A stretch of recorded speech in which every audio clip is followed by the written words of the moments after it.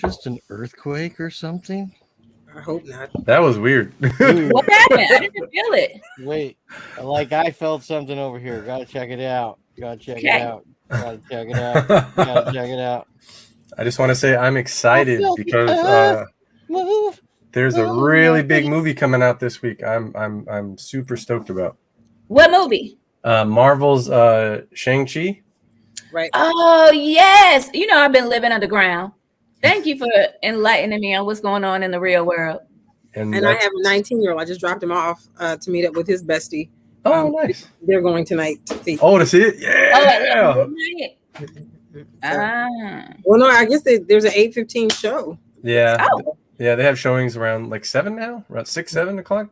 Mm-hmm. And so I took him dropped him off and then, skedaddled on back. Oh, yeah. Well, welcome back. You are always missed.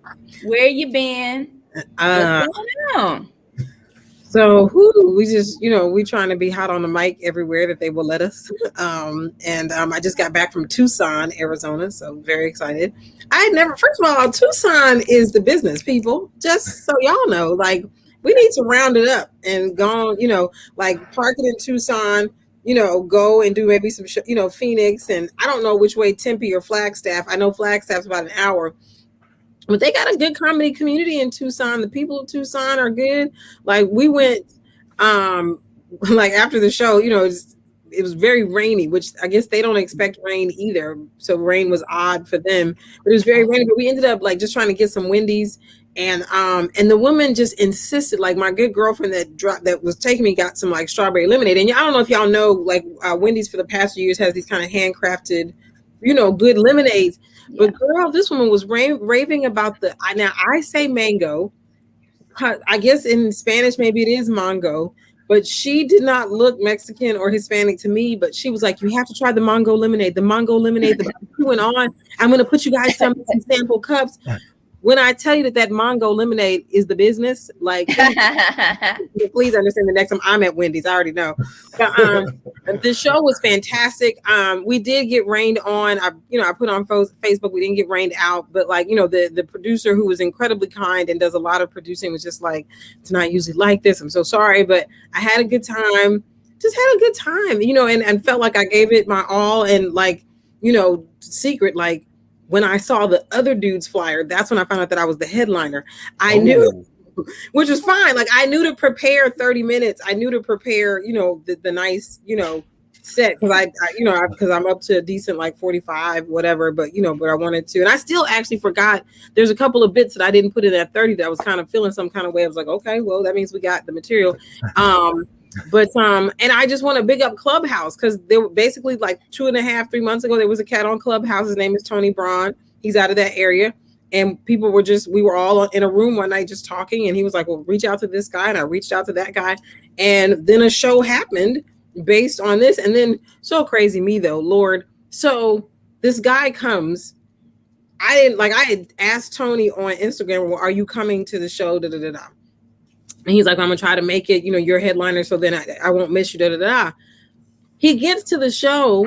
They're like, oh, this is Tony, Dana. But it does not occur to me that it's the Tony that I've been talking to. Then, and I'm so I'm like, hey, how you doing? But I'm all about my business. And then he goes on stage and they're like, Tony Braun. I was like, fuck, that's the dude, anyway. So, right. I was so embarrassed. I was like, oh my God. This is another guy named Tony. Right. Give me a here. Oh my God. I'm sure you think, I'm like, why is she so odd? Anyway, so it was just, so this was my, I've traveled a little bit before, grateful for it all. But I feel like this was the first time that I flew somewhere and had to get a hotel room, which was cool. And, and went and did a show and whatever. It was just very exciting. It was a lot of fun. It was good. It was good. Very nice. Well, welcome back. We happy to see you. We happy to see your face and your radiance. And we got a couple of discussion topics, and definitely we're gonna all chime in on. Yes. I'm looking radiant. Everybody in here looking radiant. Well, we moisturize. Right. Dan might. I don't know, Dan. You need a little more, right?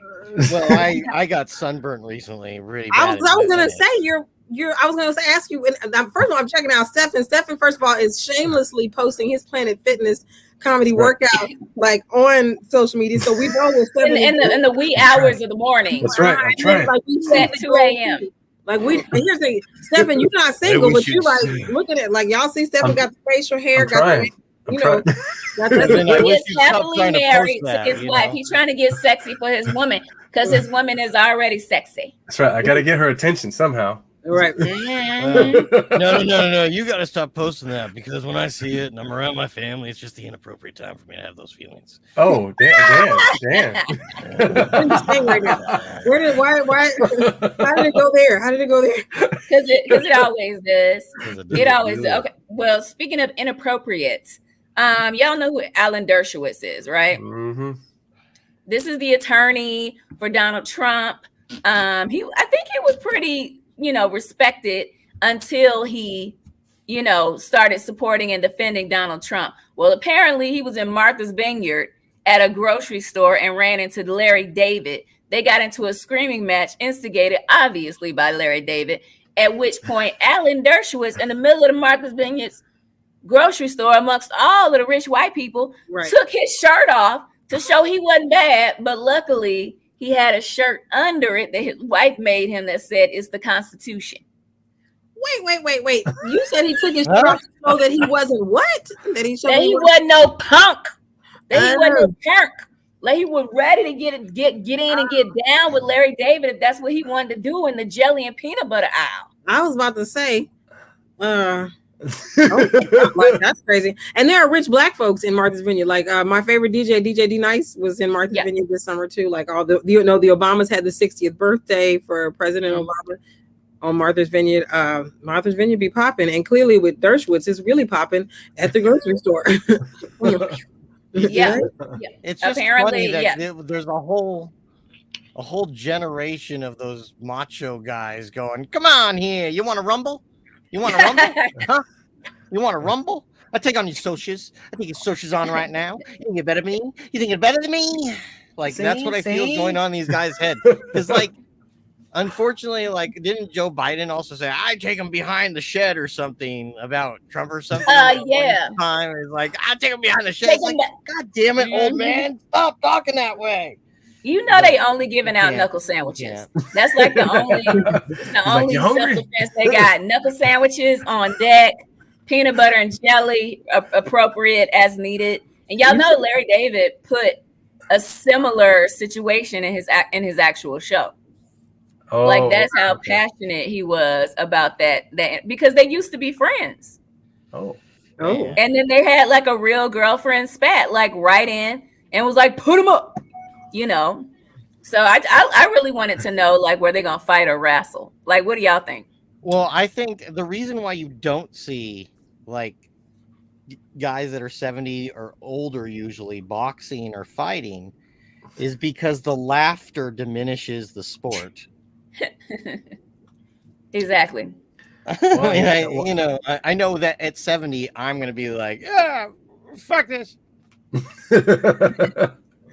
I mean, or maybe Alan didn't take it off to fight. Maybe he took it off because it was like his Superman costume underneath.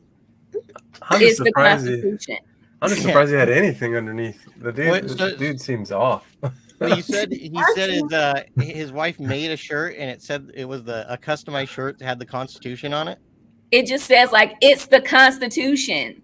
Like basically, I'm following the law. Don't take it personal that I defended a sociopath and help them destroy this country. Larry David, still be my friend. That's bananas. Yeah, that's a lot of work. Tells me? Yes. He prepared. Well, you know what that tells me, though, right? What is that? That he really has not read the Constitution. Accurate. That's what it tells me. Accurate. All right, what's our next story? And just one last thing, like, but without that fight, we wouldn't know he had the shirt on. Like that is so maybe he like maybe it seemed like Larry instigated it because he started like with fuck you, Alan. Fucking, I would have paid to see that. But maybe like he pulled one of the dance, maybe he got like a little goose. Maybe Alan gave him a little goose. Oh, he checked his oil? So he could take his shirt off. Oh, no. Thank you, Dana. Ouch. She's like, for elaborating. And he did it in front of the bougie black people in Martha's Vineyard. Like, what? Oh man. And then what Okay, so we got Daniel Craig, or we got we got Daniel Craig coming up. Daniel Craig said he doesn't plan on leaving his children an inheritance and called it quite distasteful. Quite distasteful, yes. Quite distasteful. Distasteful to leave your kids an inheritance? Yeah, it's horrible. Like, what's so horrible? Did he give that some context? I'm curious. Well, okay, so he's just a he's an asshole. That's what it was. This is a Yahoo article, so there's really not much. Okay, he said, I think American industrialist Andrew Carnegie gave away in what's today money would be about 11 billion, which shows how rich he was, because I bet he kept some of it too. Wait, that's the. So what he was trying to say is, if you make a lot of money, you need to use it while you're here, spend it or give it to a worthy cause, but leaving a big sum of money to your kids is bullshit. I think it was. But it says, my philosophy, I think inheritance is quite tasteful. My philosophy is get rid of it or give it away before you go. You moron. Yeah, that's how he feels. I mean, that's just pre-mortem inheritance. Yeah, at the end of the day, like, it's the sure way to make sure your kids aren't sad when you die. I believe D.L. Hughley is doing the same thing. He doesn't want to give his kids his money. There's somebody else that's doing that too. But I think it depends on what type of children you have. Obviously, I feel like when it comes to making hundreds of millions of dollars, most people don't need that in a lifetime to live a good life. Not even. So maybe he's going to give his kids like a little bit and give them opportunities and set them up with connections. And if they can't figure that shit out, then they're going to be eating cat food when they're 70, and that's on them. No, yeah, I don't think he should give all of it to them. I mean, if you want to like hook them up with a house, give them a college fund, you know what I'm saying? Or maybe like a small retirement little thingy, whatever, but don't give them all. It's the absolutism of this statement. You know what's going to happen in the future. You have any idea what's going to happen in 5 to 10 years to your children's ability to buy shit? Oh, I'm sorry. You were born in the wrong generation, and now you don't have a Velociraptor hut. You'll bleed in the streets. If you're a 100 millionaire, Dana, how are you distributing post-mortem your death? Who are you giving your money to? You over rich. Well, I only have the one son, but I would make sure that my son, had something. I would probably make sure that my nephew had something for me, because if I'm Oprah rich. But I would also honestly, I have my cousins who, how do I say, are not necessarily my first cousins, but like, how do you say, our parents are first cousins, so they kind of feel. But anyway, that generation, some of those folks like that, I held them when they were babies. Mm-hmm. They now have children because they're in their 30s and their 40s or whatever. I mean, when I held them when I was 11, 12, 13, 14, whatever it was. But I, in my mind, see myself possibly leaving something to their children. Do you know what I'm saying? Just to, because I just feel like, and I think it's just the difference culturally, not to turn it into too much of a serious topic. I just disagree with him. I think that generational wealth is important. I think that other than say like Jeff Bezos, that are just self-made, like he made, I haven't done all of the research, but as far as I know, he made his million on his own. You know what I'm saying? I respect that we live in a capitalist democratic nation that gives space for people, and, capitalism reigns supreme. But that said, if I can make Oprah money in this lifetime, I'm going to make sure that my children have the head start that generations before them of all cultures have made sure that they had a good start. You know, like, and also a good finish, because here's the thing, because the other side of that is, if I leave you something and you squat that away and you're eating cat food at 70, that is on you. but to my dying breath, whatever I can do to make sure you are not eating cat food at 70 to prepare yourself, then I'm going to do that. Because the only thing I do agree with, you can't take it with you. You know what I'm saying? But for me, I think, it's because we're Black. No, everything ties back to some of the disparities that obviously as a culture in this country we grew up with. I want to continue to help close those gaps. And I don't mind. I'm certainly not Republican, pull yourself up by your bootstraps. But if I make some money, my kids are going to get that. And I honor that my grandkids prayerfully won't have to see a world that looks anything like the one I grew up in. But I want to make sure that if I help my son have a start, if he has children, they will have a chance. You know what I'm saying? They will have a chance. And the same way people talk about my great grandfather had a farm, and because of that farm, we da. Same thing. I want them to say, my great grandmother Dana Keel was the comedian, the stand up. She da, and she left us this thing. You know what I'm saying? That's me. Maybe he's just bitter because maybe he grew up as a poor kid and he grew up around trust fund kids, and so out of that resentment, he's like, I'm not going to have, because of the volume of money I have, my kids are going to know what it looks like to earn. They're not going to be these I would honestly, if I had a lot of money, I don't want kids. So I'm giving it all to my dog. And I'm hoeing it out like all the sexy men. I got hundreds, 20s. Get up on this. Make it rain. But if I had children, because I was foolish, I would go ahead and I would make sure that, even if my kids are idiots, they're going to get it. They're going to get that legacy. No, you got to take care of your family, man. However, wouldn't it be really funny, ironic if we find out in 20 years that cat food is the best thing you could eat?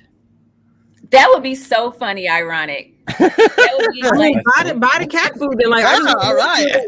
Whether you want cat food or caviar. Whether you want cat food or caviar, I will have made sure that I left you money to take care of it all. You know what I'm saying? Yeah, just boil an egg and chop up some celery and onion. You good. It's pretty much tuna salad.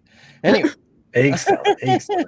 We also just quickly have to talk about this. Just to let people know, all-inclusive magic mushroom retreats, all the new luxury trips. Would you do it? Would you do it? Yes. Play so you don't get fingered by a hippie. So you get to go to a resort. You can do mushrooms. Lord. Depending on where you go, you can do ayahuasca. And it's like one of the resorts, they take corporate CEOs and they give them psychedelics to help them have a higher perspective. That's not working, but that's what they're doing. That's not working. They just need to do it like 4 weekends in a row. Huh? I'm interested in ayahuasca, so I would. Oh no, same. You would do it? I've wanted to do ayahuasca for a while, but then I found out they're doing mushrooms in Jamaica. And if it's Black, like shamans doing mushrooms in Jamaica, I might go on down there. Wait, you know what I'm saying? I might go on down there. I just learned about ayahuasca. I just learned about ayahuasca on a mic last week, and I'm like, okay, well, I'm trying to do that. Joe Rogan has a deprivation chamber for that. He does the eye drops. Dana, remember, Joe Rogan does ayahuasca, so take that into also consideration. Yeah, that's that. Yeah, you got to take that into consideration, especially recently. But isn't this the stuff that if anyone remembers that traveling show on Comedy Central, the guy had to wear a diaper and be in a hut with a couple guys that watched him that night or something? Yeah, it's the most intense hallucination. I don't know if I do the most intense because I've seen intense enough. I wouldn't mind. I play death metal, so I've seen intense enough. The impression I got from this mic, from the woman on the mic who mentioned it, she just talked about how it kind of clears you and heals you of all your childhood trauma. Yep. And all I'm saying is, I didn't get the impression that you had to say meth or crack, keep doing it. No. I thought that you do it. No. You do it the one time, you clear, and then you're good. So that's, and then so if that means a night of diarrhea or shit, I'm because if we're just talking, if you're saying to me that I would be addicted and I'd be worried about having to wear poise panties every day, that's a problem. But it's not a prolapse event or anything like that. Okay, like I would definitely do it. I like Joe. I definitely like. I'm serious about it. Like I'm interested. I'm interested. I feel like I'd heard about it, but I wouldn't know what it did. Like it was just one of those things I heard in passing, and I just everything is white people do that, black people don't do that. Like that's kind of how I divide the world anyway. But I'm interested. They have deprivation chambers you can go into that lets you feel the weightlessness, and I forget what Joe Rogan was talking about it with one of his bits, but it was more. It didn't sound really like a bit. But you put the eye drops in, and I think he said it lasts the full ayahuasca lasts a long time. Yeah. But the eye drops, I think he said it's like 12 to 15 minutes. They put you in a weightless deprivation chamber. And then he was describing it as floating in the universe or something. I was like, wow. But it seems like he's addicted to it if he's going into a chamber. Like I had a friend that did it, and he was like, he definitely felt like connected to all the earth. But he was like, I'm not going to do it again. And I would recommend only if you're spiritually ready, because you really feel like you could just let go and just be in the ether. Oh yeah, you have to chain me to a bed, because I saw videos of people roaming the Brazilian rainforest. I was like, no. You're going to have to tie me to the bed. I'm not going to get eaten by a panther in the fucking forest. You know what I'm saying? I can't see them. Charge your whole stay. I know we got Joe coming, but I need to understand the deprivation chamber bit. So is this to keep you from roaming the streets? Like it's to give you the feeling of being embraced by the universe. That's the way everybody that I've listened to describes it. When you're in there, it feels like you're floating, and it feels like the universe is hugging you. But people masturbate in there. They masturbate. They just don't tell you. Like they go in there to jerk it. How do you stay calm and not like start to drown? Because you got to be fully relaxed to float. How do you ejaculate to keep your body calm? Is there water in there? What are we talking No, there's water. There's water. But you're floating in the water. So how are you gonna? It's not enough to. You'd have to literally like throw your face in the water to drown. It's not like over your head deep or anything. Yeah. It's kind of like it's enough for you to float. Okay. I'm trying to like think about like the amount of water. I don't know how I would. And then you'll come back up. Yeah, it's just enough for you to float. And then the way they design the inside, it's about as dark as like driving without headlights to New Mexico. That's the best I can describe, because that's the darkest I've ever seen it when we turned off the headlights. Don't do that though. Bad idea. It was so pitch black. Okay, now that part sounds scary. I can't front. Like, no, go with the shaman, Dana, where they can make sure it's pure, positive, unconditional love energy. Oh no, that's where I would do it first. If they have a professional getaway, that's wait. There's a license. So they don't. All right. So I'm looking at the deprivation chambers. Y'all know I had to look. Do they close you in here? Yes. Oh, well, that's a no. That's a no. You got to play vampire. And with that, we will ask our next guest. Here's the thing. You could close me, but I need a window. Like y'all can't. You're gonna be sitting in your chamber with your hand on the door like That's not how it works. I just want to make sure I can open it when I need to. No, yeah. They don't lock you in. It's lightly closed, and then you just push it open. That's it. Well, let's bring Joe. Let's bring Joe into the conversation, because I'm curious. Okay, so what he do? Is he down for the ayahuasca? So with us, we have winner of the 2017 Clean Comedy Challenge and semifinalist of the 2020 Boston Comedy Festival, host, author, comedy writer, MC, and my good friend, Joe Dungan. Yay! How you doing, Joe? Oh, we got him on mute somehow. Oh, sorry. There we go. How you doing, Joe? We got him on mute somehow. Right. That never gets old.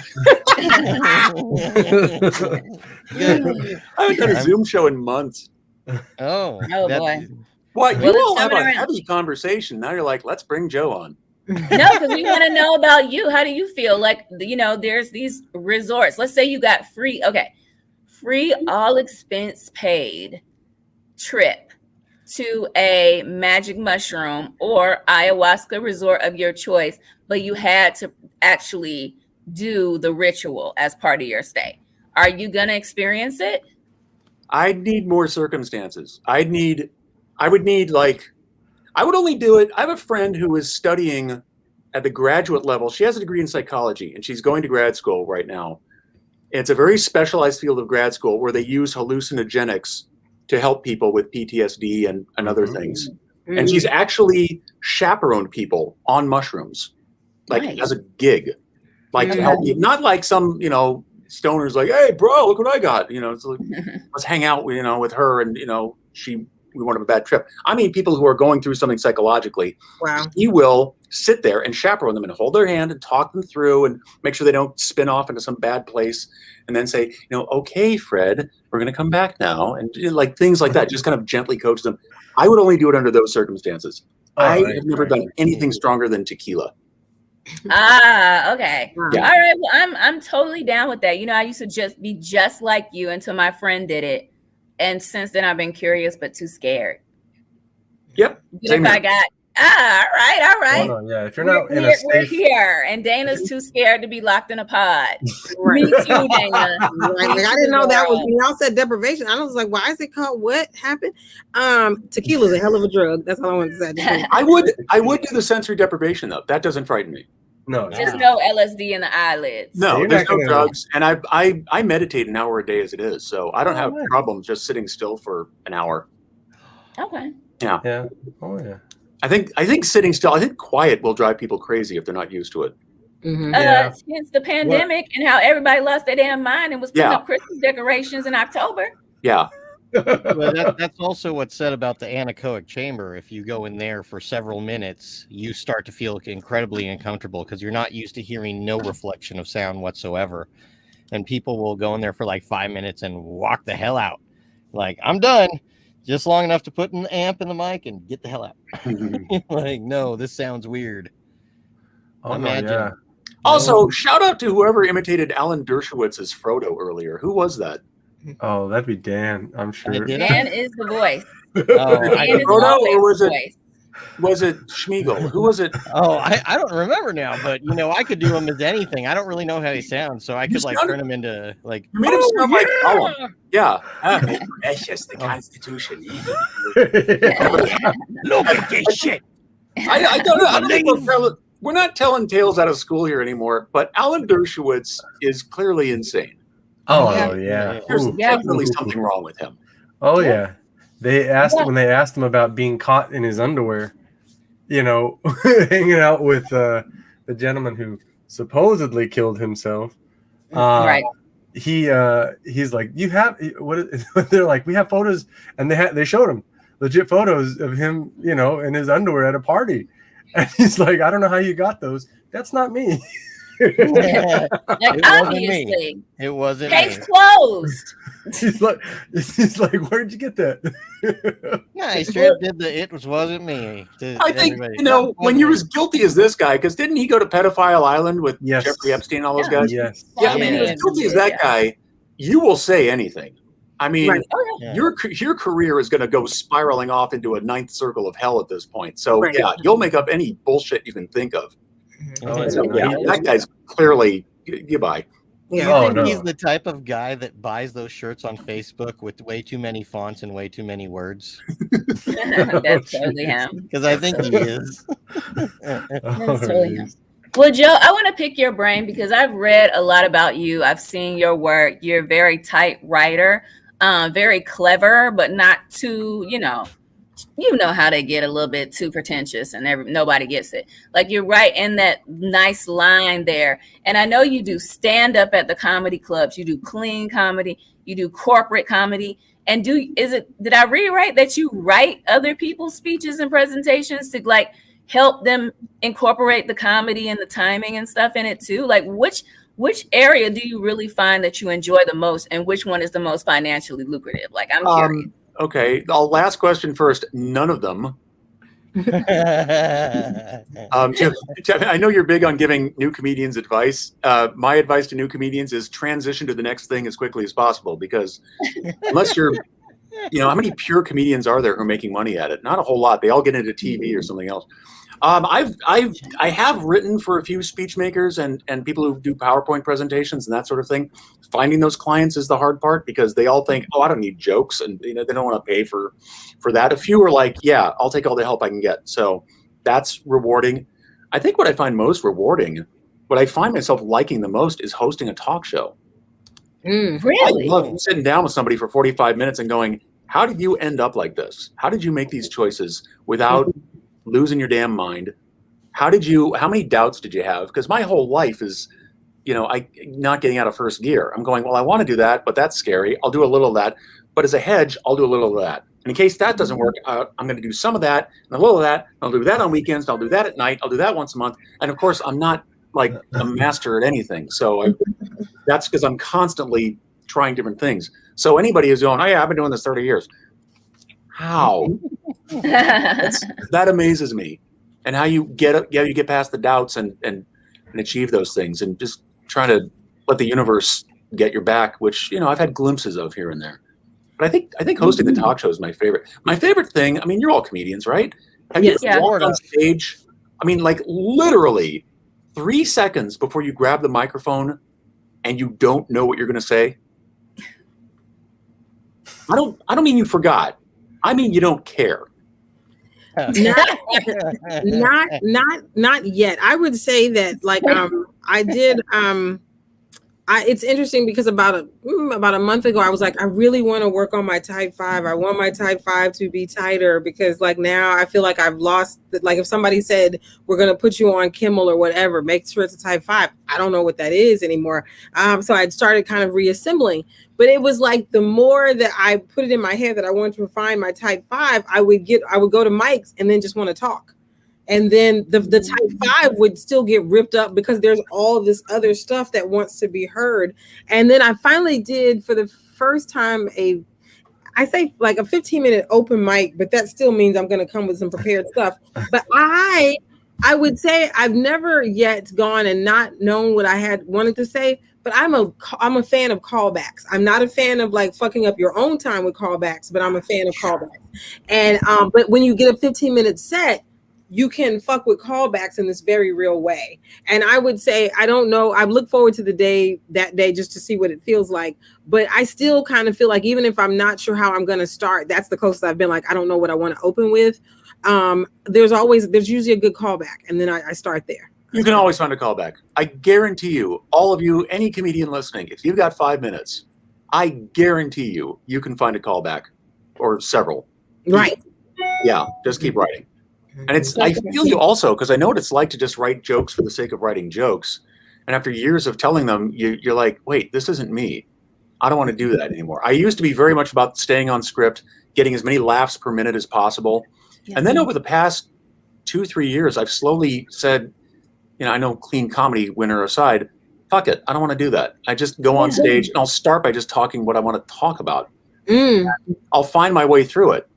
I've got some set things, but it's like, because you're talking about approaching comedy from 2 different directions, writing the jokes, but they may not have a lot of resonance or meaning. And then talking about the stuff you want to, Bill Burring your way through a set. Right. And then you want to marry the two. And that's the artistry. And that's what no one teaches you. That's the hard part. Well, not yet. Sir, it seems like you taught it quite well just now. So just now, no one teaching it yet. Thank you. You mentioned it.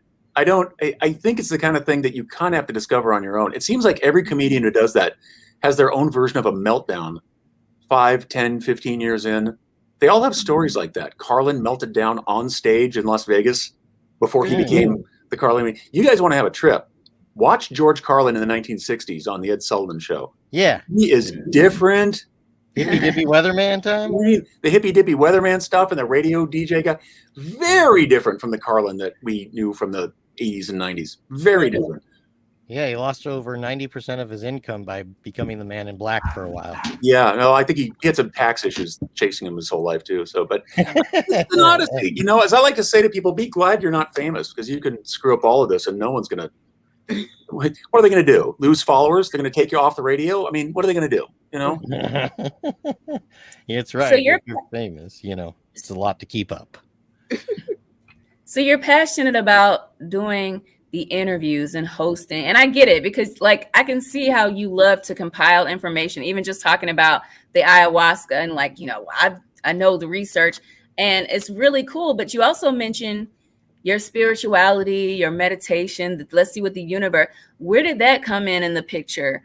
And did that play a role in you shifting your style of comedy? Totally. And it came into play because I was just trying to, you know, here I am living my life and just going to my day job that I don't really care for, then having a couple of beers after work. And one day I'm saying, well, maybe this isn't the healthiest way to live. Maybe I'll start doing yoga. I heard you can meet chicks at yoga studios. You know, never underestimate that motivator. Started doing that, and that led to people, well, try meditation. And I would try it for 5 minutes and going, I don't get it, you know, but I kept doing it and kept doing it and kept doing it. And I found the more I did it, the more I would calm down. It did have an effect on my anxiety. It did bring me down. Now, about a year ago, anxiety ratcheted back up again. And I said, okay, this is horrifying. I can't, we're in the middle of a pandemic. The entire West Coast is on fire. There's a lunatic as president who might get reelected because the country is insane. So yeah, I'm a little freaked out right now. Forgive me. And then my brain just kind of seized up and I started having panic attacks, and it was pretty horrible. I had a panic attack while I was teaching once. Stephen, were you there for that? I don't know if that was that during the class I was in? That was during class one day. I had a panic attack. I had to like get up and. Oh, maybe. September or October of last year. You might have. Yeah, I think so. Maybe you said you had to go do something really quick or something. It was for 20 seconds. Somebody give a note. I'm just like walking away, going, "Make it stop! 1 Mississippi, 2 Mississippi." Wow, it was pretty awful. But did anyone like take notes, going, "Okay, so this is something new"? It's improv. Like, improv. What is he teaching us right now? He's ad-libbing notes. No, I mean, sometimes you got to walk away, you know, or you got to give a breather. I know when I had my baby, that was my sister's best advice. She's like, you're going to get frustrated. You're not going to have a lot of sleep. Just if she's got to cry, just let her cry. Walk out of the room. You know she's okay. Go take a 5 minute. You know what I mean? She's like, because otherwise bad things happen. Yeah. So but what I found is that as I meditate more, I calm down. Over the last, this is recent months, I'm angry less. Perfect example of this. This happened 3 weeks ago. I was at a mic. I was at the Nightcap, Aaron Maliner's place in Bourbon. I dropped in and he said, yeah, come on by, I'll give you 5 minutes. So I go on stage and it's 3 lights. He's doing it outside right now because of Delta variant. He moved it outside. And it's literally, you get on stage, 3 lights and a black hole. Normally you can see a cocktail tables or whatever, the front row. You can't see fuck all. It is just that. So I start doing my jokes and I launch into this one bit and a guy in back screams at me.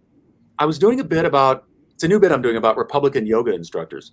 And he screams at me, furious.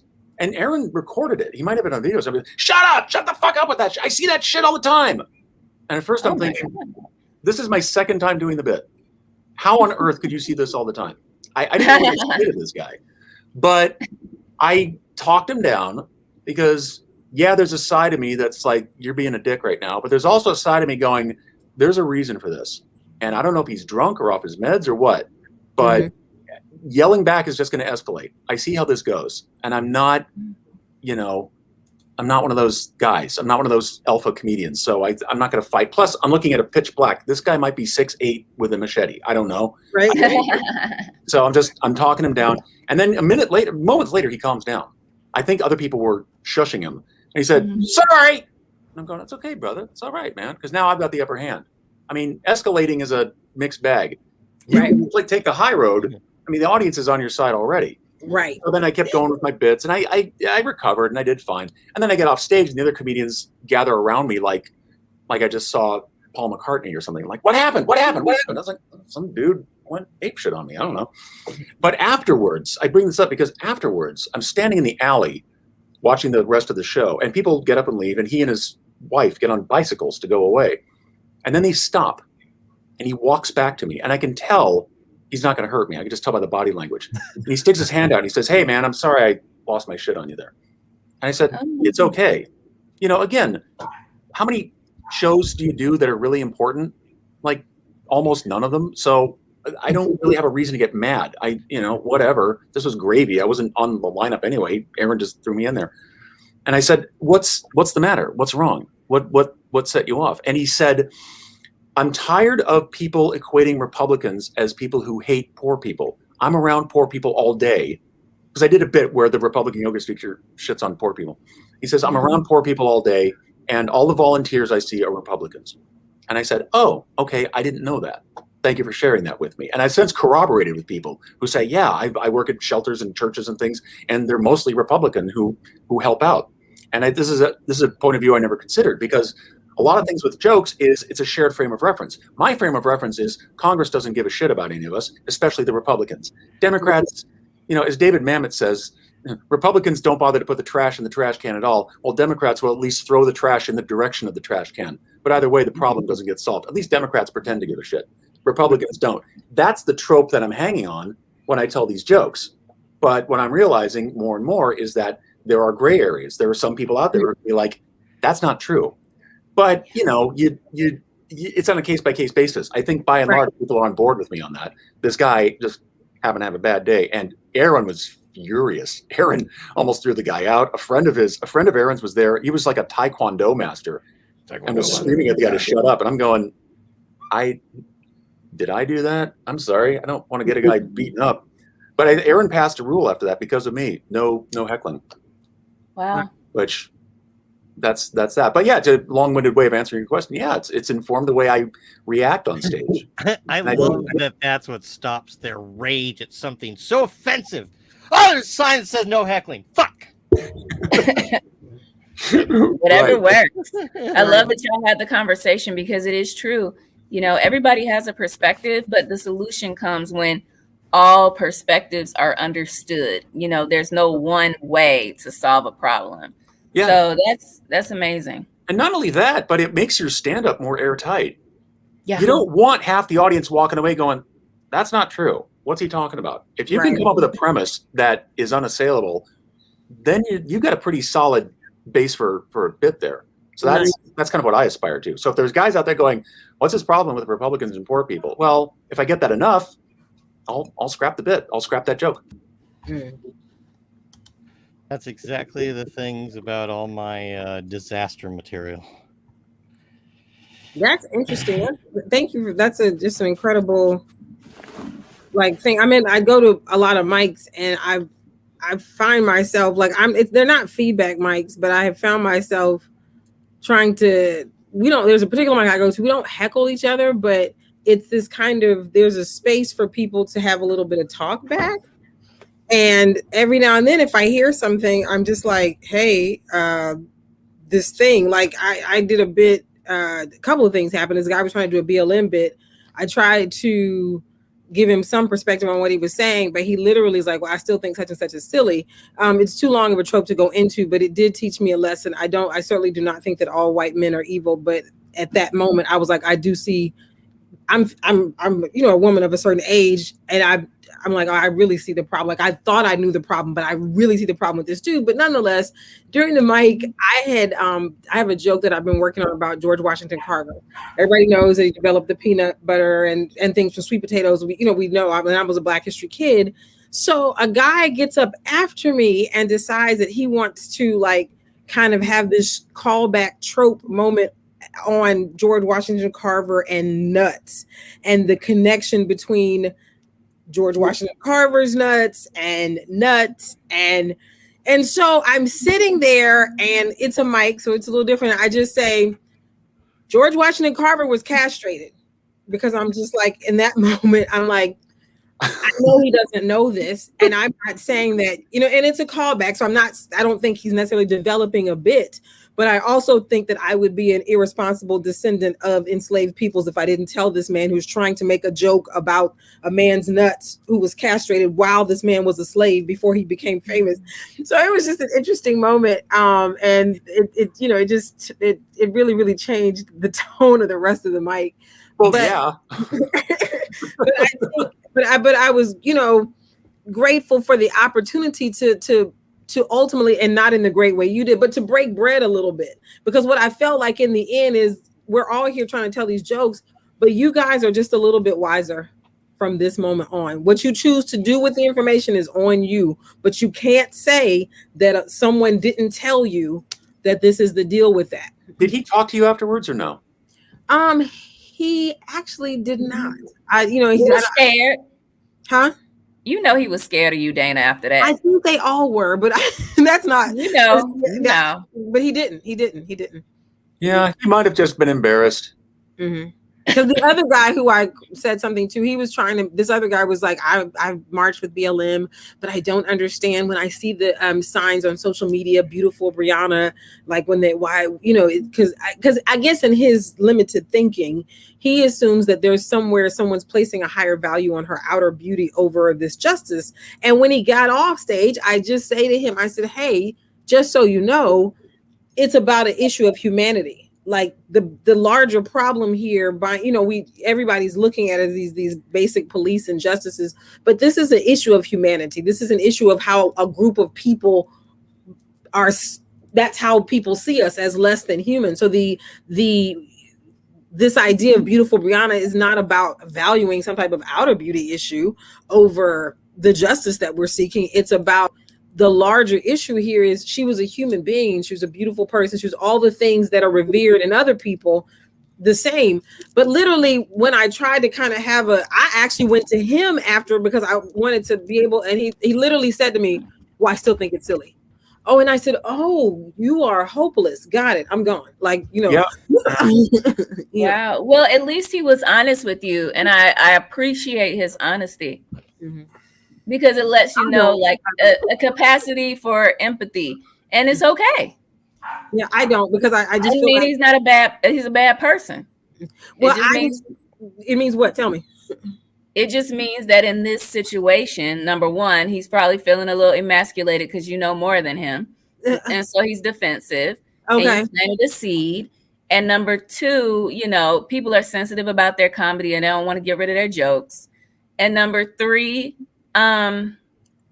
he probably has some negative experiences with people of color that he hasn't made peace with, that makes him have less empathy for us. But his premise was, I marched with BLM. That was the premise. Well, that's what everybody says, though. We know what that means. So far 70 million people with it. Right. My naive. You know what that means. Like he went for the snacks. I mean, men that are not down with Me Too slept with a woman yesterday. What does that mean? I don't know. I wasn't trying. I feel like I love what happened with you, Joe. Like, I love this idea that you were able to not only de-escalate, tell your jokes, but then there was this other thing that you got out of it. And I and in this particular mic, I feel like there's a space for that. But the couple of incidents, and here's the thing, I feel like you can come talk to me. Obviously not the other dude, but the first dude. If he had come up to me and said, thank you for the George Washington card, like, I would have been totally open. But you might be right. Like, I underestimate that people could be scared of me. Like, I don't. You know what it is? Some people are too fragile. Yeah, it's a humbling thing to walk up and say, I was wrong about that. What gets me is why so many white male comedians want to talk about race. I'm like, very true. That is, thank you. You know what that is? And they ain't being funny. If you're gonna do it, that thing better be fucking hilarious. Don't be giving me I'm already pissed off because the comedy is mediocre, and then you're gonna talk about race. Look, little boy, I'm gonna stand in here and stare at you. It was interesting because when he set the premise up, he was just like, I could tell he was a little bit uncomfortable, but it was what you just said. People don't want to let go of their jokes. And in these situations, Joe, at this particular mic, I'm not always the only Black person there, but I am a lot of times the only. So they're looking at me and I'm like, I don't know what the fuck you're looking at me for. Like, because there's nothing here for you. They're trying to get permission. Probably. I'm like, yeah, that is what it is. And that is, and to me, that would be white privilege at its very worst. That you are going to look at me in a mic. Be like, is this okay? Did someone turn around and stare right at your face 3 inches away? That's hilarious. I'm gonna keep testing the water. I'm gonna keep just seeing what happens because I go back to the mic on Saturday, so we'll see. We'll see what's happening. Well, we have a game that we're going to play with Joe here. Yes. And what has happened here is Joe is going to run a game show of the choosing of, he gets to choose the name, he gets to choose his personality. But we didn't get to choose our personalities. Ours were spun from a Google spinner. And Joe, you can see these in the private chat as you introduce us for this game show. Anyway, so do you need some game show music, Joe, for this? Sure, yeah, surprise me. Okay.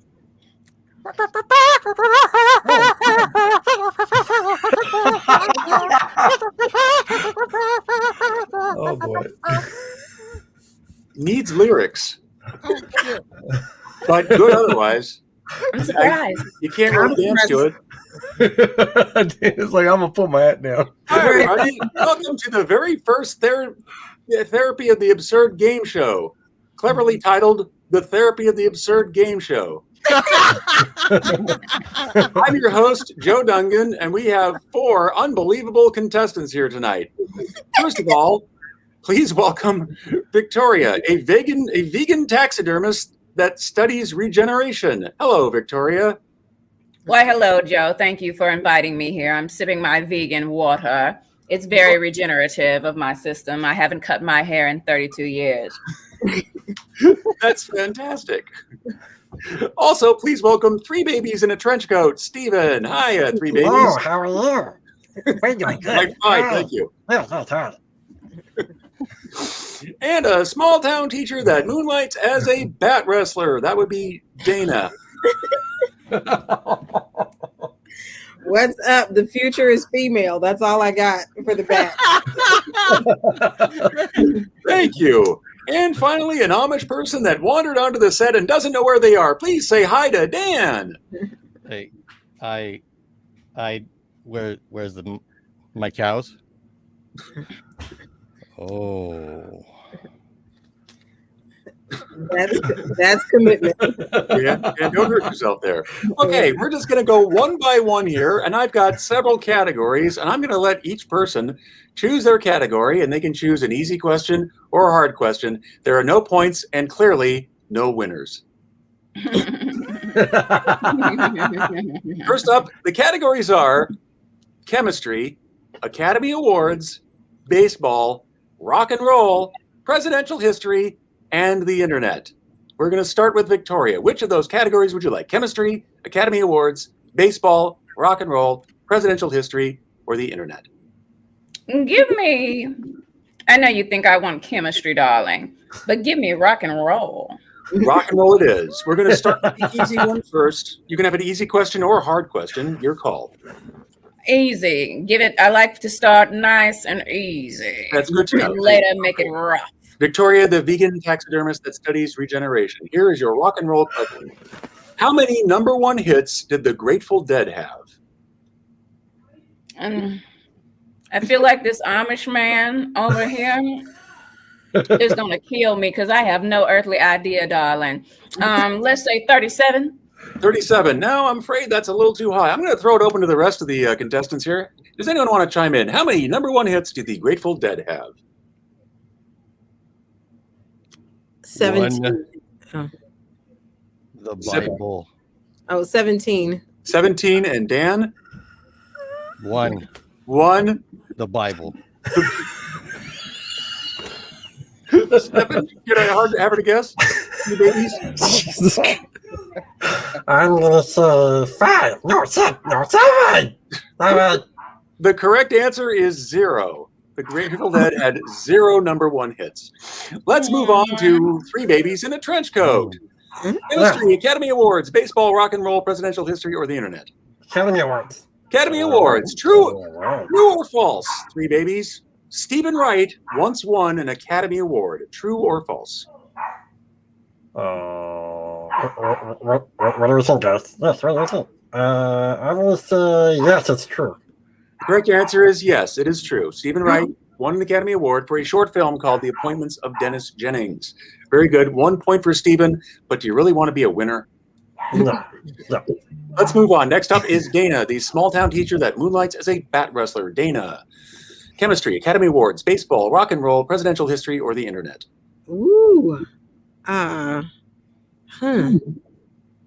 tossing it up. I'm trying to decide between chemistry and Academy Awards. So since one person answered, that doesn't take the topic off the table? No, there's an easy question and a hard question in each category. Got it. All right. I'm gonna go for Academy Awards again. Academy Awards to the small town teacher that moonlights as a bat wrestler. Who is the only actor in history to win 4 Academy Awards for acting? Ooh. All right, I'm just gonna take a huge guess. Oh Lord. And I'm going to say, let me see, 4. I'll give you a hint. They are deceased, if that helps you. Okay, it actually does, because I was thinking of someone living and thinking of someone dead, and I don't know if my dead person will be correct, but I'm gonna say Marlon Brando. Marlon Brando. Oh, I'm afraid that's incorrect. Okay. Does anyone else want to hazard a guess? Who's the only actor to win 4 Academy Awards for acting? I would think the 3 Babies might know something. Yes, 3 Babies. I'm gonna go with Elizabeth Taylor. Elizabeth Taylor, that is also incorrect. I'm sorry. Either of the other contestants care to hazard a guess? Oh, and you know what? You said actor, so I thought only men. I mean, I still think I probably in my head. But I can't right now. As if I think of a woman, Moses. I don't. Gosh, Elizabeth Taylor was probably. That was a pretty good one. That was. Good guess. Because I don't think I think Jessica Tandy has finally died, but I don't think she won 4. Let me see. Yeah, and it's crazy. I just don't. I want to have another one. I really do. I just no, because I know she didn't win 1. I'm gonna throw it open to Victoria and Dan. Yes. Sorry, Victoria or Dan. Moses. Dan. Well, we know Moses? that it was a white actor. No, it was not Moses. Dan. Moses, Jesus, Jesus. I have one more. I don't even know if it's worth it, but I have one more. Go for it, Dana. Jane Mansfield. Jane Mansfield? No, that is also incorrect. I'm going to close the polling on this. The answer is Katharine Hepburn. Damn it! Oh, damn it. She was a fierce motherfucker, too. Oh, yes. Okay, let us go to the Amish person. To the Amish person, this is a game show. You're here to answer a question. Chemistry, baseball, rock and roll, presidential history, or the internet. Which would you like? I'm guessing the internet's off the table for you. Which one is closest to making butter? None of them. Chemistry. Chemistry. Okay, I'm going to go for an easy question for obvious reasons. The very first element on the periodic table is what? What is the very first element on the periodic table of the elements? The very first one. Butter. No, it's not butter, Dan. Anyone else care to hazard a guess? Yes, Dana. Helium. Helium, close, but no, that is incorrect. Damn. Victoria or 3 Babies, would either of you care to guess what is the first element on the periodic table?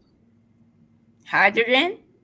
Hydrogen is correct. Damn it. That's what I was going to say. When you said no to helium, I was like, fuck, it's hydrogen. Okay. That was my second guess. We're going to go to the speed round here. Okay. We're not going to go one by one. I'm just going to throw them out there, and the first hand I see gets to answer the question. Okay. There are 3 tiny parts of an atom: the proton, the neutron, and the electron. what? Electron. Very good. That is correct. Antimatter. No, that's not correct. Sorry, Dan. Antimatter is not the correct answer. Let's go to let's try a baseball one here, since you're all clearly into sports. If a catcher can not hold on to a pitch that, in the official scorer's judgment, he should have, and as a result, at least one runner moves up on the bases, the catcher is charged with this. What is murder? What? Murder. Murder. No, he's not charged with murder. Sodomy. No, he's not charged with sodomy. Is a strike? No, a catcher. No, not the picture frog. Okay, if the catcher cannot hold on to a pitch that he should have, and a runner moves up on the bases, he's charged with what? A foul. Loose balls. No, I'm going to give half a point to Victoria. The correct answer is a passed ball. But loose balls is another problem that baseball players have. Usually after the game. Loose ball. Did you say loose ball? And then so funny, I just kept saying loose ball is basketball. That's it. So yeah. Jeremiah had loose balls. We made special underwear for him. Okay, this is an internet question. This is the easy one. When someone is tricked into watching a video on YouTube that is interrupted by a Rick Astley video, what is this called? When someone is tricked into watching a video on YouTube that is interrupted by a Rick Astley video. That's a motherfucking Rickroll, y'all. I mean, Rickroll. Well, Dan, defying his Amish roots, knows something about the internet. Yes, that is correct. That is called a Rickroll. Okay. This one, I'm not sure anyone's going to get, but I am willing to give a point for the most entertaining answer, so I'm going to go to all four of you one by one. In the internet, what is a subnet mask? What is a subnet mask? Who would like to go first on that? What is a subnet mask? Yes, Victoria. It's what the cafeteria lady wears just to make sure none of her little curly baby hairs gets into your meatloaf or your sloppy Joe. That's not correct. It's a necessary part of the cafeteria, but that is not correct. Would anyone else like to try to guess? Who'd like to try to guess? What is a subnet mask? Let's see. Dan, you look like you have an idea. Yes, Dan, what is a subnet mask? It's a mask you put on so you can go in the river under the net and don't scare fish. I'm sorry, that is also incorrect. Would Dana or the three babies? Dana, you're a small town teacher. You might know this. What is a subnet mask? It is the cousin of the firewall. Close enough. That sounds like Google. Three babies? Do you want to try something better than that? Or dirty diapers? Dirty diapers? No. I'm giving a half point to Dana for that one. A subnet mask is a 32-bit number created by setting all host bits to zeros and setting all network bits to ones. Oh, okay. Yeah. That's fantabulous. I did. Okay. Are we out of time?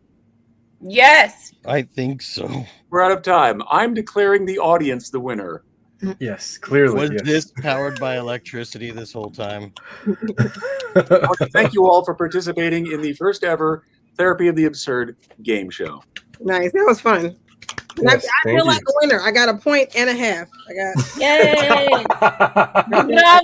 Bravo. Did anybody actually keep score? Dana got a point and a half. I got 1 point. You got one? I know I got at least one. Yeah, Victoria got one for hydrogen. And Dan got one for Rick, whatever. Rick Rolla. And then Stefan, you get one. What did you get your one for? I got the if the actor won an Academy Award, I believe. No. Yeah. He named some writer Stephen Wright. actor. Stephen Wright. See, which I didn't know. Like, yes, you got one. You're right. I was thinking about the Katharine Hepburn, but yes, you got Stephen Wright. I didn't know that one. I thought Elizabeth Taylor, because she's done so many dang movies. She is everything. Right. Somehow three babies knew who won that, huh? That's weird. That's pretty incredible. I'm honored to have been a part of this. We're honored to have you. Yeah. You added so much. I felt like I went on about that one story and then we went straight to the game show. So if there's like an after party and you want to know more, I can hang out. I don't know what the protocol is at this point. Well, guys. Just for the record, you were brilliant, Joe. Like, excited that you were on, and I've been moving around a lot, and so I was just kind of happy to be back in our show and on for the ride. But just your wisdom about like wanting to say something and your comment, like that was very, very powerful. What you shared, be right before you told the story. The story was very powerful. Like, to me, I thought the story was extremely powerful, and it's going to stay with me. And I feel like, honestly, this, just listening to you, I feel like I'm on the right track. I'm a little bit chronologically, I'm a late bloomer to comedy. I think I've been doing comedy all along, but I didn't realize it. But then if you're a comic, then you have to go to a stage. But like, I feel like so much of what I get to do is talk about George Washington Carver, and I get to talk about fart jokes. Like, I can do it all because I have something to say about all of it. You know, you can do George Washington Carver fart jokes. Anything. Well, not sure about that, but yeah. I hope that's in your bio, by the way, George Washington Carver and fart jokes, because you'd be the only one that I know of who does that. Right now, maybe we need to put it in there. I just because people know I like to talk about like Harriet Tubman from day one, but I tell people, like, don't pigeonhole me as like any type of conscious comic, because I I'm gonna miss that we can't fart undetected when we are out into, like, when social distancing is over, you can't fart in public anymore, and I'm gonna miss that. Like, Do you remember our first article? I'll maintain my social distance with you, Dana. You can be free around me. You could be yourself around me. Do you remember our first article, Dana, on our first episode? I don't. That crazy ass white lady. She refused to wear a mask because she said you could still smell farts through the mask. Oh my God, that's vague, but oh my God. Well, she's like, I don't have to wear the mask because if I can still smell your fart, then what good is a mask? But didn't I tell you all that like my sleep apnea makes bedtime unfair for my wife and me because now I can't smell the farts with my mask on, but she still can. So like taco night, she's the only one who can't sleep. Like So, are you saying that you're farting when you sleep? Is that what you're saying? I fart when I'm awake and asleep if it's taco night. Like, he's a machine. Yeah, I'm gonna have to take some Beano. It doesn't have to be this way. I'm surprised he has not killed you by now. Like, she's like, not happy wife, not happy life. You're killing me, man. Right. Hey, she eats the same stuff. Joe, I get it too. She's gonna think he's talking in his sleep. From you, what is your advice to comedians about relationships and maintaining a love life? Like, what advice do you have? My advice: you ask a comedian who hasn't been single since the Pleistocene. I would say find somebody who gets you, whether it's another comedian or somebody who is good with alone time. I know just from what I've heard and talked to and modest experience, some people need more together time, and you're not going to get that from a comedian. You're just not, unless the comedian transitions to television and they're on the set from 9 to 6 every day, like a job. You know, like I think Jimmy Kimmel goes home at night. I think his wife, I think that works. You know, that kind of thing. But the rest of comedians, it's financially unstable. The hours are odd. I mean, the married comedians I've met seem to have understandings with their partners. I don't want to put a judgment on it, but that would be my guess, is that you can't just do it with anybody. I know it's wrecked marriages. It's wrecked relationships. So I think the other person has to be really understanding. I mean, for me, it's like I want to do what I want. I don't want to compromise, but I don't think I have to either. That's why I've been single a lot. I just kind of like, I want to do what I want to do, and I want a partner, but I also don't want to not do comedy anymore. There's some nights I got to go out, so I'm not saying it's either or, but it's just got to be patient. You got to have I think it narrows the pool of candidates. Right. I met a married couple. They were both comedians during Burbank Comedy Festival. I forgot to ask them how long they had been married, but they were a great couple. They both had gotten into the festival. We all ended up on, I think I don't remember if it was our Friday night show or if it was our Best of Fest show. I think it was Best of Fest. Both of them we were all in the same showcase. And it was just very cool. And I'd actually done I'd done the Zoom competition one night with the husband, and then he and I both were on the diversity showcase during the in-person week. That's what I should have asked, because I'll say this, because I guess we're solidly into after party.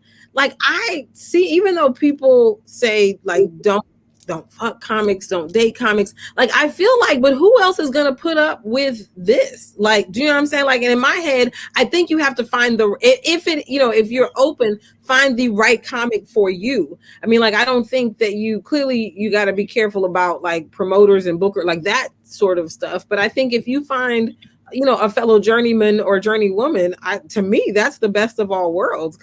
And I also know another couple, like the husband is like a longtime road comic, and she's just getting into comedy the last 3 or 4 years, but they're a very sweet, cute couple. I mean, he's got great, stuff to share with her, and he's, a different stage in his career. The husband and wife that I met seem to kind of be at similar stages in their career, whatever. So I thought that was cute. But yeah, I feel like who better than forging a relationship? I would say, like, and I don't know much about it because I'm new to the journey.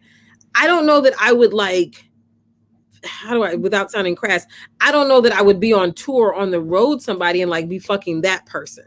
Like, do you know what I'm saying? Like, I think that would be bad business. That doesn't look like a good idea. But like, if I meet someone and we mutually agree that we believe something could be here, then yeah. But like, if I'm on tour with somebody, I'm not trying to, that doesn't make any sense to me. No. Yeah. I get that. I would only be afraid of competitiveness. Everybody being able to be excited. Like I would have to have a partner that would be excited for my wins as well as me being excited for theirs. Yeah, if I'm looking more occasionally than they are, like there's no problems. Right. Because honestly, like I always say, comedians are broken children, that finally just went crazy and everything's funny. And so when you're dealing with that in a relationship, that leaves room for a whole lot of drama anyway.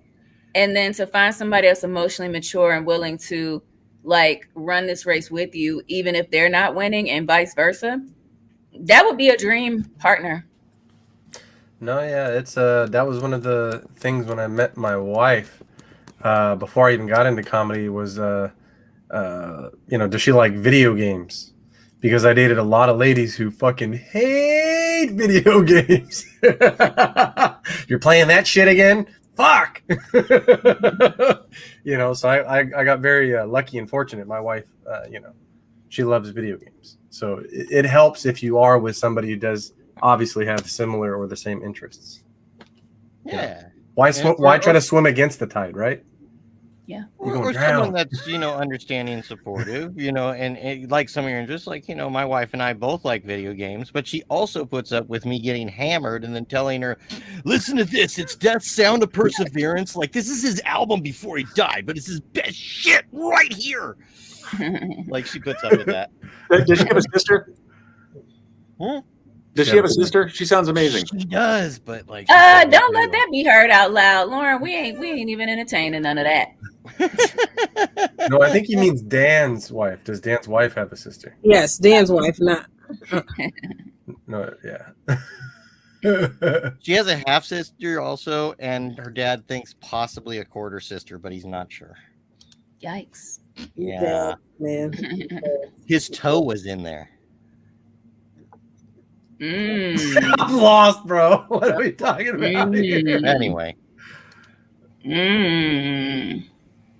So do you have any shows coming up, Joe? Things got awkward. It's like, so any shows coming up? I am. Hey, Joe, you got any shows, Joe? I think the best way to do that is go to my Instagram. I finally figured out a link tree. If you want to go on my link tree, you'll see the things there. I'm I have it right here. I'm doing Lulu's and Van Nuys. My buddy Eric Sharp hosts a Shriners Entertainment show where it's half comedy, half magicians. Some amazing magicians in the back room of Lulu's family restaurant. That's Sunday the 12th at 6 o'clock. The kitchen opens at 5, or the back room opens at 5 for dining. I'm doing the Warehouse in Marina Del Rey on Tuesday the 14th. I'm doing Marian Talmo's Oaks Tavern on September 21st. That's a fun show just to watch. I mean, I'm a big thing now is I like doing these shows where nobody's paying attention, because that's how you get better. Not that hard to get up in front of a room full of people and recite 5 minutes that already works. That I know how to do.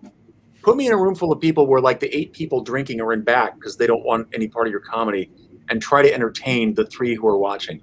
That to me is a challenge. Now it's like, no matter how you do in this room, it's not going to make or break your career. So your ego just got trampled before you walked in the door. So do what you can with this. That to me is fun. That's a challenge. I like doing that. And then I'll get Flappers. I have a commercial agent, and he's putting together an industry night at Flappers. And I believe that is Saturday, the 25th of September. I think that's the day. Nice. That'll be on the Flappers website, and I'll put that on the link tree. I don't have the exact date on that yet, but that'll be nice. And we'll need people to show up there and laugh, because apparently casting directors and producers are going to be in the audience, and that could make my career. That's one of the few shows in my life that's actually been important. So I got to figure out what I'm going to do there. That's what I have going on anyway. And my talk show this week, Joe Dungan's talk show. I'm interviewing Heather Brooker tomorrow.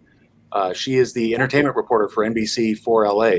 And I like her journey too, because she talks about how she's done everything and she holds it all together. She's a wife and a mother and has a career in entertainment and has time for comedy.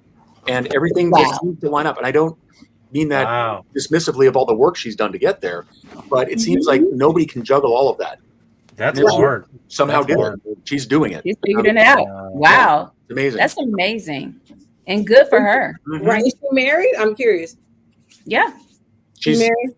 Happily married and has a child, and and works for NBC4 LA and does red carpet events. And red carpet events are apparently horrible.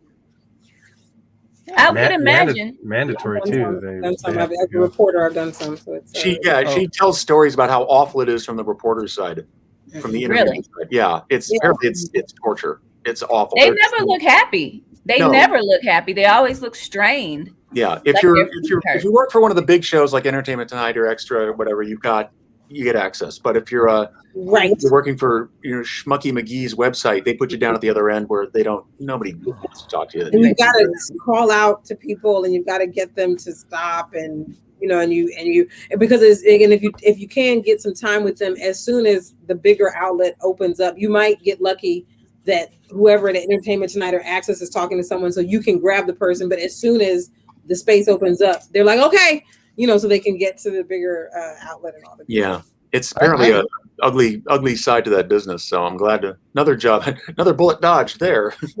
Right. Yeah. Well, that's really exciting, and I know that's what you love the most right now is the hosting and the interviewing. So that's going to be amazing, y'all. Please check it out.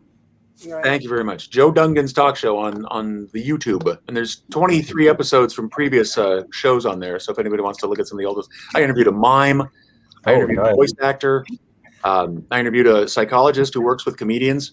Oh wow! Now, yeah, was the mime a phone interview? Yeah, she's great. But yeah, I've interviewed a number of interesting people in that. And I'm glad people are generally willing to talk to you, which I appreciate. Wait, even the mime? Yes. Yeah. Believe it or not, Amish guys. Yes. They're not Amish. You know what's funny? That was totally random with the spinning wheel, and I have a beard. I like that. Yeah. But I can't put up a barn. I'm not one of those manly men. They're like, oh, you gonna help us lift this? I go, no. No.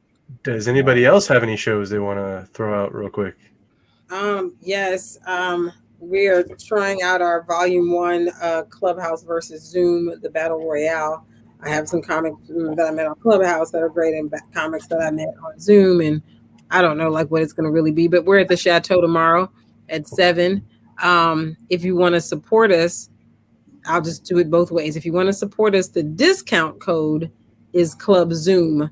If you're having a moment, just put in Zoom and it's free. We'll give you the choice of whether you want to support us, because either way you're supporting us. We need people in the room. So if you're not having a whatever the tickets cost, I don't know, if you're not having that moment, Zoom, just put in Zoom and the ticket will be complimentary. If you're saying spiritually, I want to sow a seed into the lives of these comedians, then Club Zoom would get you $5 off of whatever the ticket price is. So, and there's more, but that's the one that's face front right now. If anybody on here lives in North Carolina, I'm in Greensboro next week for the festival. Oh, yes. Go Dana. Yes. So go Dana. And yes, ma'am. Y'all check out the show. Comedy Chateau. Food is delicious. Dana knows how to produce a fun and exciting experience, not just a show. So get your booties out. I have nothing planned. I am staying in the house until COVID calms down a little bit. I'm fully vaccinated, but I've had too many Delta scares around me. So I'm just going to chill out. We're 80% vaxxed in Cali now. So I'm just going to wait for those numbers to go down a little bit more. Dan? Well, I don't have any live comedy shows, but I could say to Joe that I did some, most of my shows have been Zoom comedy shows because I started in the pandemic. And then the first time I got to do a live comedy show, I finally got to see what people said, live is better. People laugh a lot more when they're next to each other. It's a weird phenomena. Like when people are in groups are like, I actually want to have fun now. So it's a real big ego boost when you get to go up on stage. So I will be looking for more shows, and I plan to do more at the Comedy Chateau. I'm going to do more of the New Faces shows just because they let people do them, and if you want to try, you go try out there. And just remember, I did put out an album during the pandemic, and you could go download it for free still and buy a shirt at heklametal.com. HEKLAMETAL.com. Go watch. Yeah, I mean, if you like death metal, you can listen to that stuff. If you don't like death metal, you're probably an average person that has better taste. But I like death metal. And beer. Yes. And beer. Oh, and nature documentaries and revenge films. Just all I hear is if you like The Holy pina Trinity. coladas, if you like pina coladas and getting caught, that's what it sounds like. All right. Going right Let's now. see. I don't have any shows coming up as of yet. I did, however, move my comedy workshop at Flappers to late October because I also want to see where this Delta and this newly announced third variant, for those who haven't heard about it, I would definitely look it up, of COVID. And I already have pre-existing conditions, so I'm doing my best to be as careful as possible because my wife's school just got over 100 people who tested positive for COVID. And guess what? Business is good and booming, and they still don't want to close. Damn. Children? Oh, yeah. And they don't want to close? Nope. Ugh. Nope. And, let's just let's teach our kids to have common sense, folks. Let's, let's all get vaccinated. How about that? Yes. We get in there. 80% at least had one shot. I don't know about this new variant, but shit, I'm going to be in the house eating yams and collard greens, so. The mask may not protect you from getting COVID, but it keeps you from spreading it, right? Yeah. Right. Put on your mask. Please and thank you. Yes. All right. So thank you so much, everybody. And thank you again, Joe Dungan, for joining us. We really greatly appreciate it. Everybody have a great week. Thank you so much. We'll see you guys soon. Deuces.